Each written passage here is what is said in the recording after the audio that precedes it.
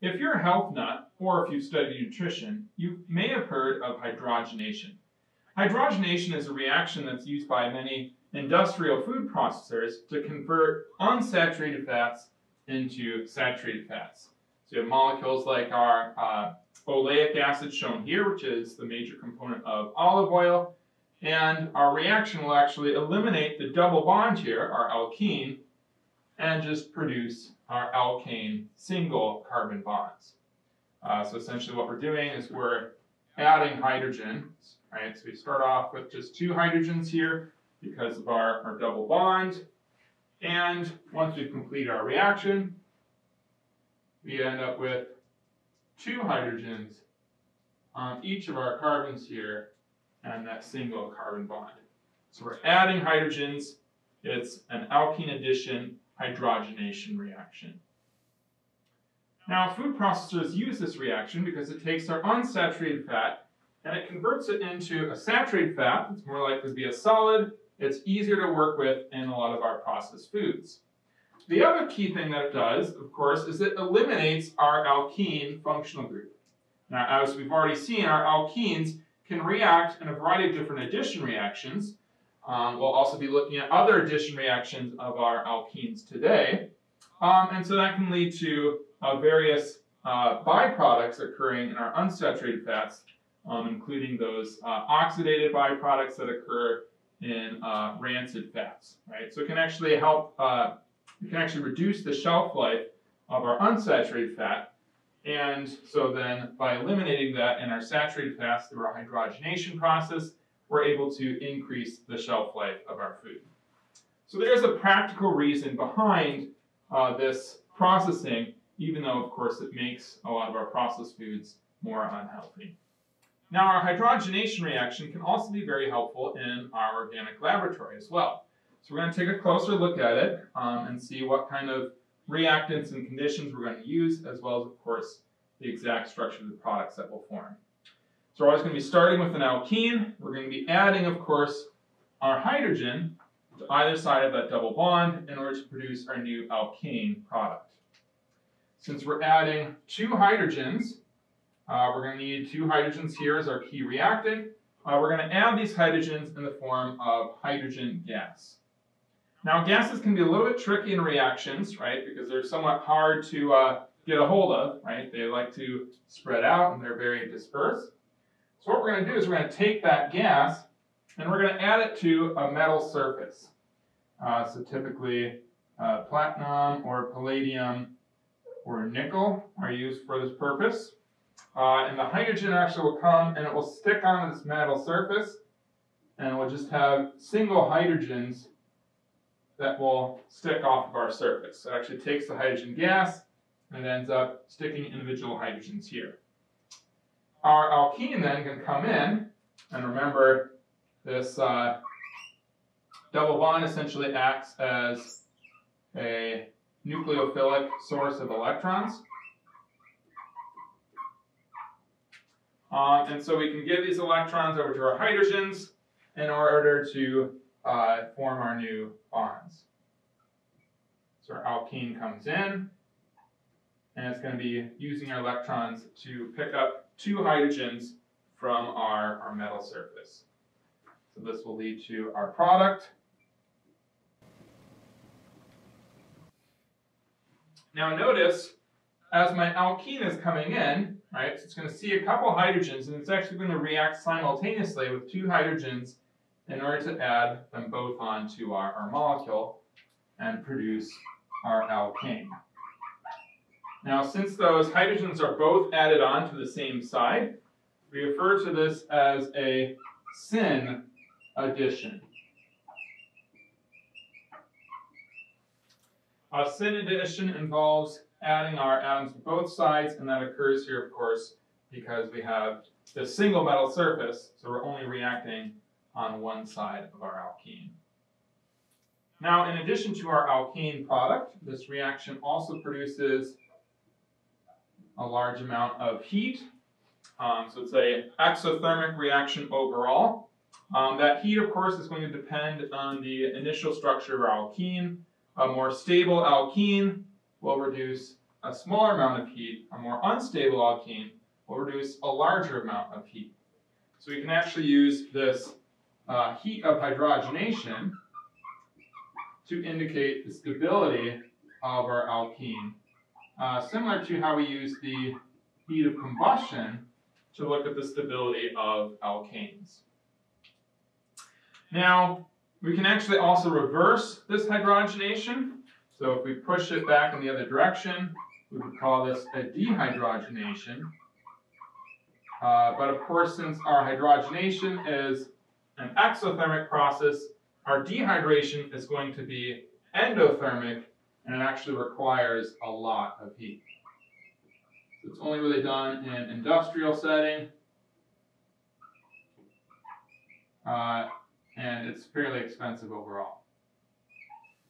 Our hydrogenation reaction represents kind of a unique new addition reaction, right? Typically, we're used to seeing a clear nucleophile and a clear electrophile. We add one on, and then that creates some kind of intermediate, and then we end up adding our second component.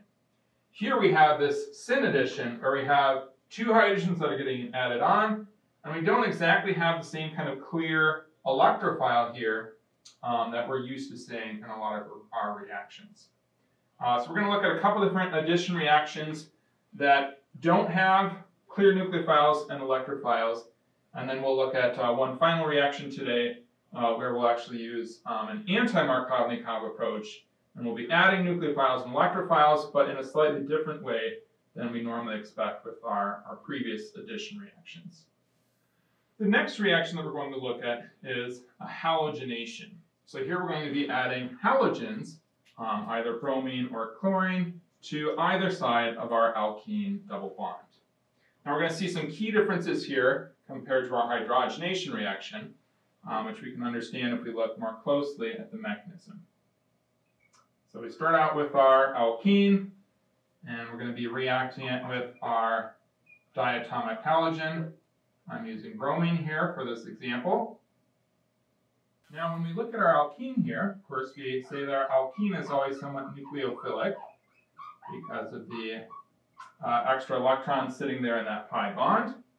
But our halogens, we also generally consider somewhat nucleophilic, right? They have 3 lone pairs. They kind of have some excess electrons on there as well. So similar to hydrogenation, we don't necessarily have the same kind of clear nucleophile-electrophile combination that we've seen for previous reactions.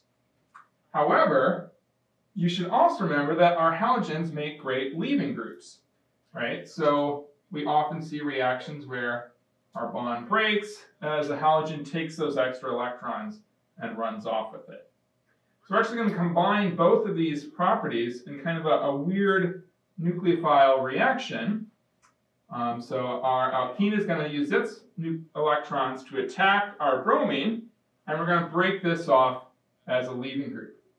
But at the same time, since our bromine has extra electrons, it's actually going to attack our alkene as well. So we end up forming an intermediate structure where we have 2 bonds to our halogen here. And we, of course, broke off our halogen leaving group. Now, our halogen here in our structure, it only has 2 lone pairs, so that means we have a formal charge of +1, right? It has 1 less lone pair than usual.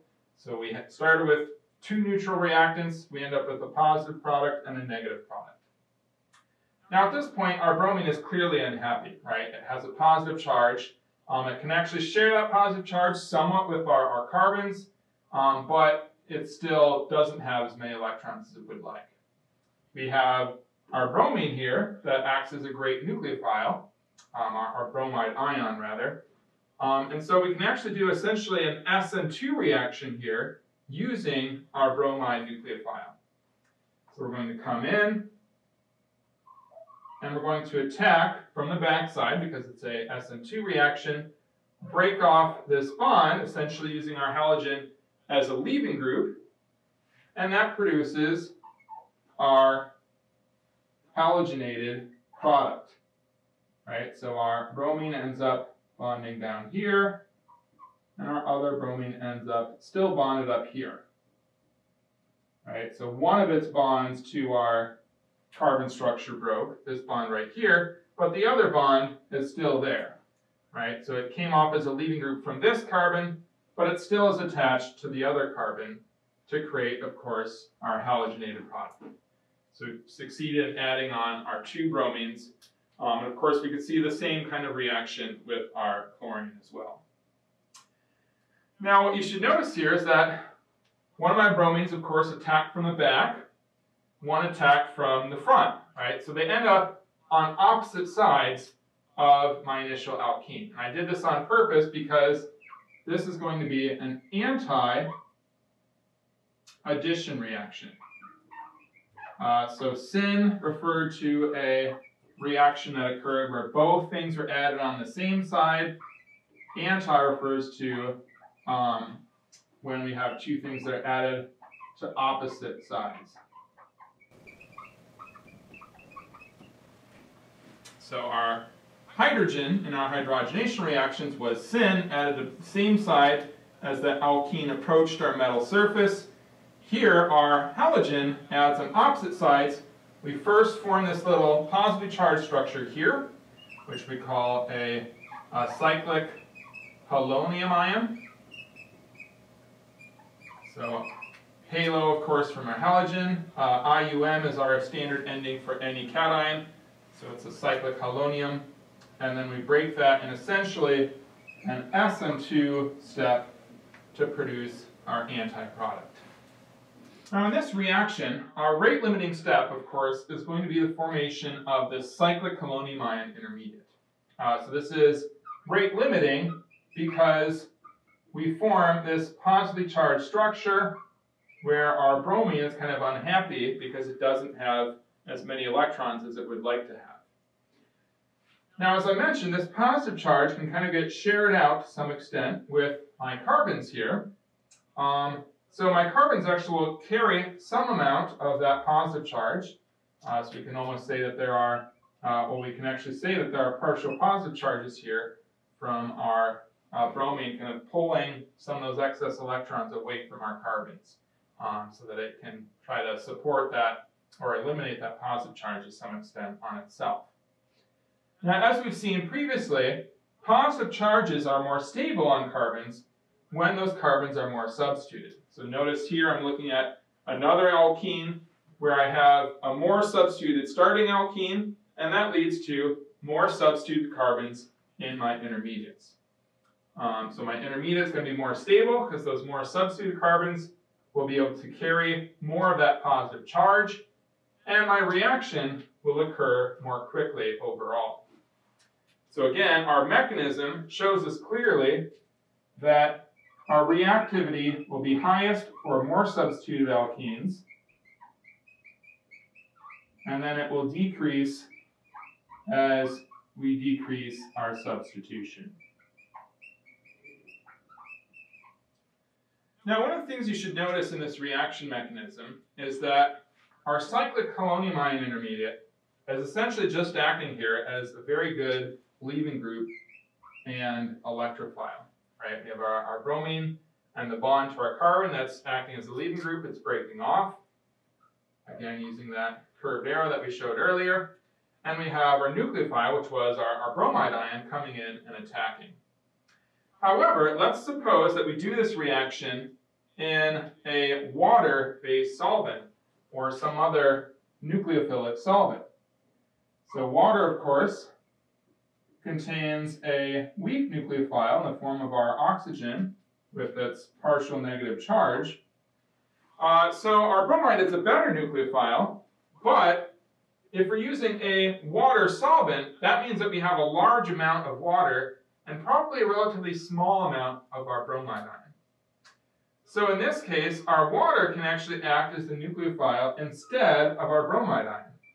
And we can end up having our water attack here, and instead of producing our halogenated product, we end up adding on our water. So the water gets added on, it eventually gets deprotonated in order to produce an alcohol in addition to our alkyl halide here from that first bromine that added on.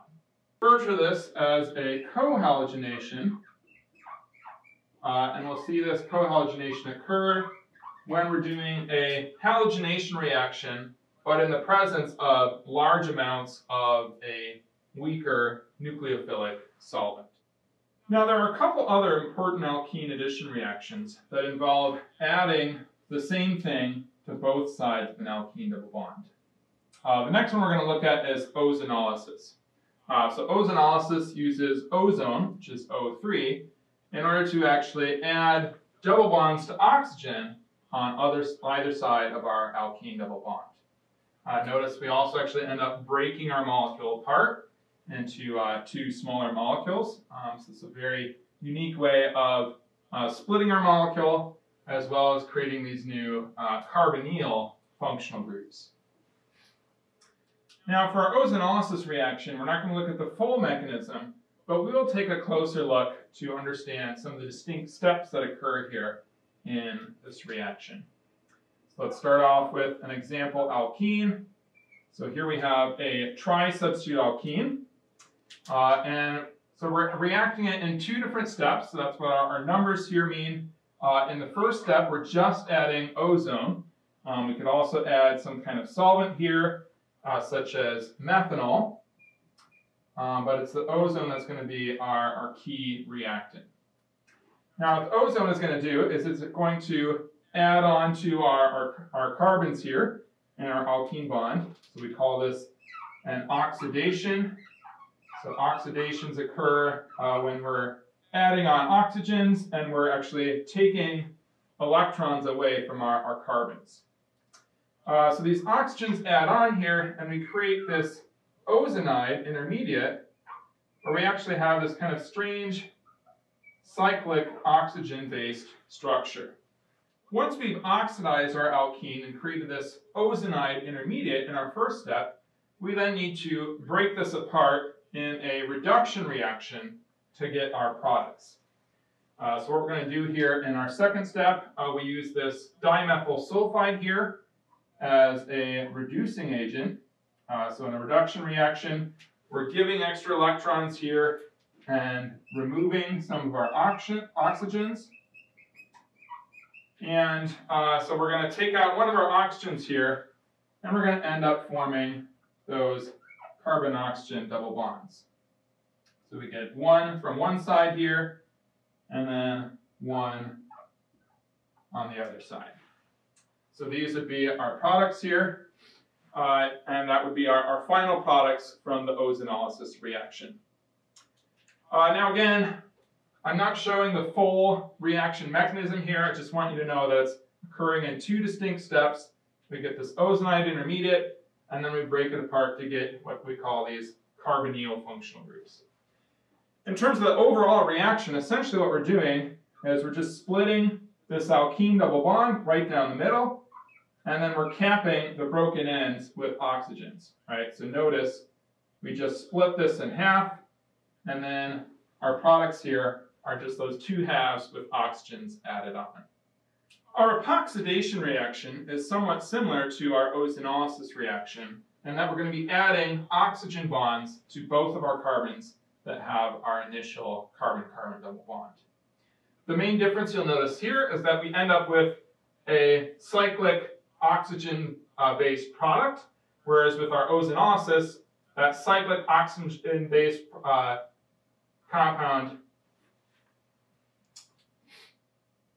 Our epoxidation reaction is somewhat similar to our ozonolysis reaction, in that we're going to be adding oxygen bonds to both of the carbons that formed our initial alkene double bond. Now, of course, the main difference here is that in our epoxidation reaction, our product is an epoxide, where we have this cyclic molecule with our oxygen in that cyclic system. Whereas in our ozonolysis, we have that cyclic oxygen-based intermediate, but that was then broken apart to get to our final ozonolysis product. So in this reaction, so we're going to be taking our alkene. I'll use the same tri-substitute alkene. We're going to be reacting with what we call a peroxy acid. So this looks similar to carboxylic acids, so things like the acetic acid that we looked at earlier this semester, but we have an extra oxygen added on here in addition to our normal 2 oxygens of our carboxylic acids. So we're going to be reacting with that peroxy acid, and essentially what we're doing is we're just taking that last one of our oxygens, and we're going to be adding it on to both of our carbons here. And this is going to occur through a simultaneous mechanism. I won't show you the full mechanism, but that's going to end up, since we're reacting with just one compound and one oxygen, we're going to be adding those to the same side in a syn addition. Again, syn, remember, means the same side, adding to the same side. And we produce our epoxide product. Note, of course, since our peroxy acid here is giving up one of our oxygens, we're also going to end up with a carboxylic acid product. In this case, we have our acetic acid, or vinegar, as our side product here, in addition to that epoxide. Now, epoxides you might be familiar with because, of course, we have things like epoxy glues. These use epoxides in reactions to form glue polymers. So these are pretty important molecules that we'll be looking at in more depth in our next semester.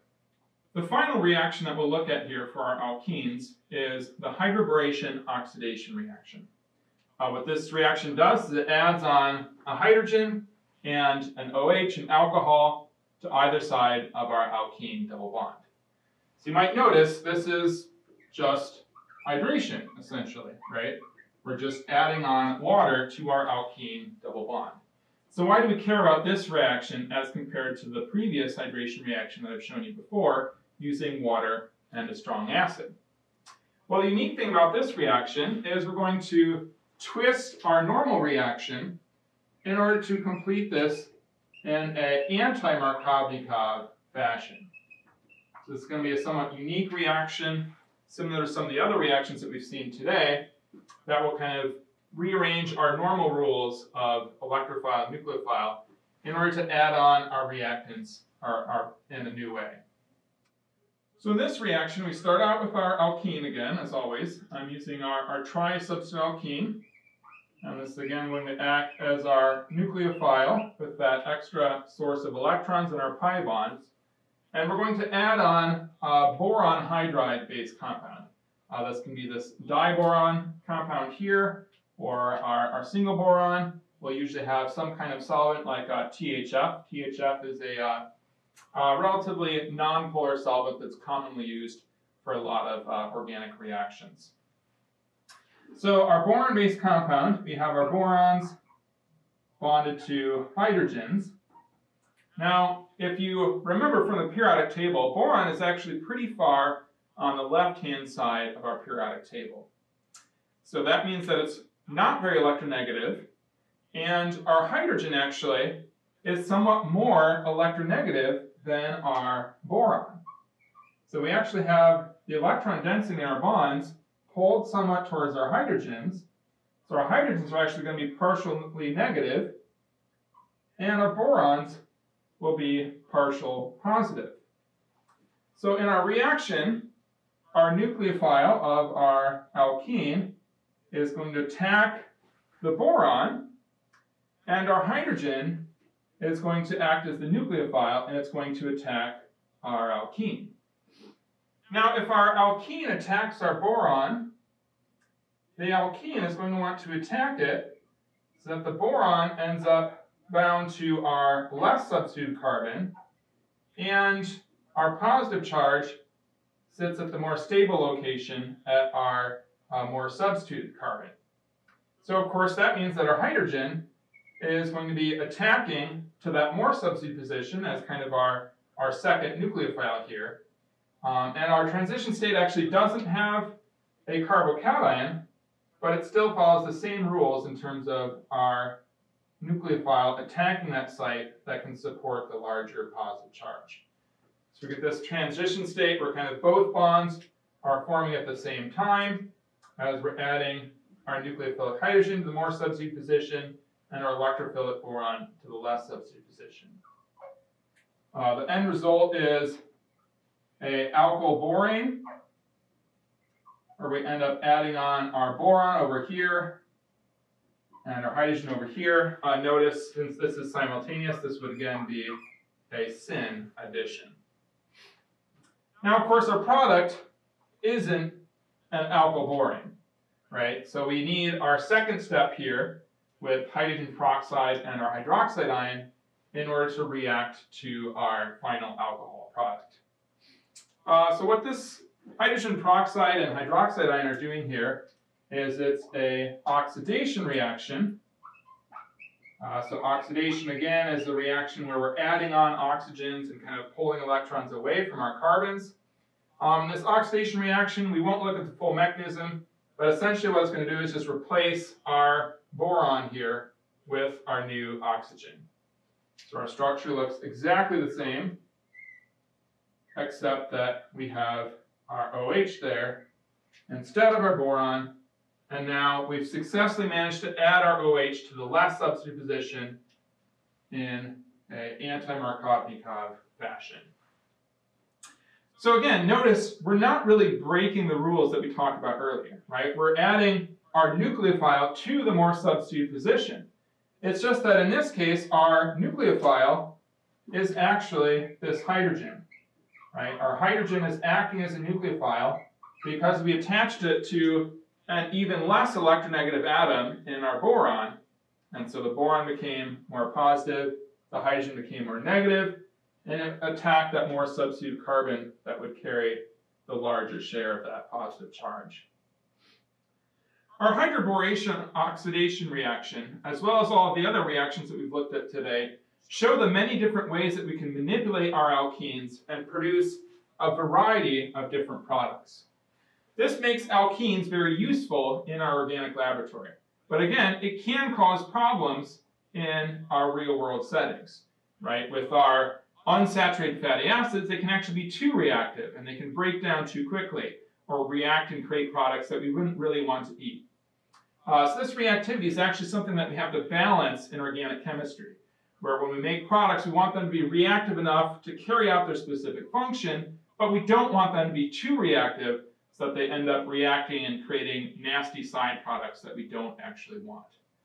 So it's always something that we have to consider when we're looking at our different organic reactions and organic functional groups.